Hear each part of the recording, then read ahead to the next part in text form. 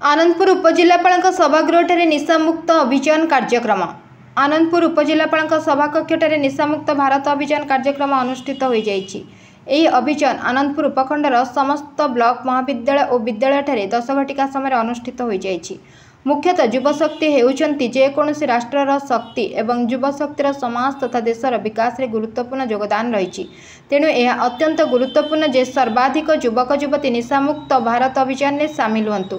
देशर ଏହି आह्वान को स्वीकार करी आज आम निशामुक्त भारत अभियान में एकजुट हो संकल्प नेउछु जे केवल संप्रदाय परिवार बंधु बांधव नुहे बरं आमे मध्य किपरि निशामुक्त हेबु, कारण परिवर्तन आरंभ आमठारु हेबा उचित। तेणु आसंतु आमे समस्ते मिसी आम जिला केन्दुझर और आम आनंदपुर तथा ओडिशार राज्य को निशामुक्त करबा पई शपथ नेबा। आजिर এই कार्यक्रम रे आनंदपुर उपजिल्लापाल फाल्गुनी माझी, अतिरिक्त उपजिल्लापाल अभिलिप्सा महांती, आनंदपुर उपखंडर सामाजिक सुरक्षा अधिकारिणी प्रतिमा दनपाटक सह उपजिल्लापाल समस्त कर्मचारी ଏହି कार्यक्रम रे योगदान करथिले।